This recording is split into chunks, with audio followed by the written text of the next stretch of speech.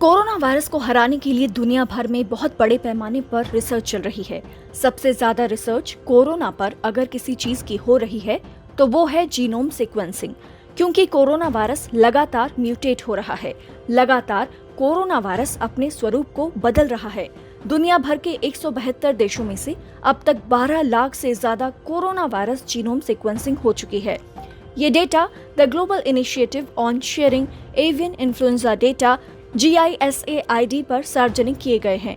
Genome sequencing से मिली सारी जानकारियां साइंटिस्ट के लिए बहुत जरूरी हैं। इन्हीं की बदौलत पिछले कोरोना वायरसों और आने वाले कोरोना वायरसों के बारे में जानकारी मिलेगी। साथ ही ये भी पता चल रहा है कि दुनिया के अलग अलग देशों में किस तरह के कोरोना वायरस मौजूद हैं।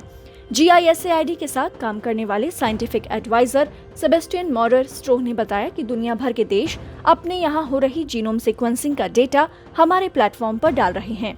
आप इस डेटा से पता कर सकते हैं कि दुनिया के किस हिस्से में कोरोना वायरस के कौन से रूप का प्रकोप फैला है। साथ ही इससे ये भी पता चलेगा कि कौन सी वैक्सीन का कौन सा रूप जल्द ही निष्क्रिय हो रहा है। GISAID की शुरुआत साल 2016 में की गई थी ताकि फ्लू से संबंधित जीनोम का डेटाबेस तैयार हो सके।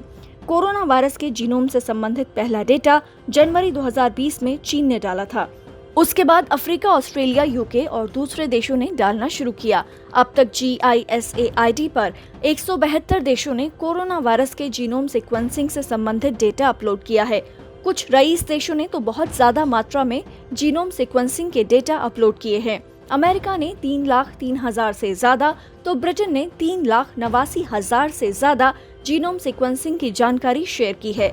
ऐसा नहीं है कि सारे देशों ने ही जीनोम सीक्वेंसिंग का डेटा शेयर किया है। कई देश ऐसे भी हैं जिन्होंने जीनोम सीक्वेंसिंग का डेटा शेयर ही नहीं किया, जैसे तंजानिया और अल सल्वाडोर, जहां करीब 68,000 कोरोना केस हैं, लेकिन जीनोम सीक्वेंसिंग हुई केवल 6 की। इसी तरह लेबनान में 5 लाख से ज्यादा केस हैं, लेकिन वहां से सिर्फ 40 जीनोम सीक्वेंसिंग डेटा अपलोड किए गए हैं। कई सारे देश अब भी कोरोना के जीनोम सीक्वेंसिंग के डेटा अपलोड नहीं कर रहे। आपको बता दें कि भारत में नेशनल रिसर्च कंसोर्टियम ने सभी राज्यों के कोरोना मामलों में से 5% को जीनोम सीक्वेंसिंग के लिए भेजने को कहा था, लेकिन ये टारगेट भारत में पूरा नहीं हो पा रहा। स्वास्थ्य मंत्रालय ने हर राज्य से 15 दिन में केवल 150 कोविड सैंपल को जीनोम सीक्वेंसिंग के लिए भेजने को कहा है, जो सेट टारगेट से काफी कम है। हेल्थ रिसर्चर्स की तरफ से इसकी आलोचना की जा रही है। भारत में कोरोना ने काफी म्यूटेट किया है और एक अलग इंडिया वेरिएंट भी बन गया है, जिसे काफी संक्रामक बताया जा रहा है।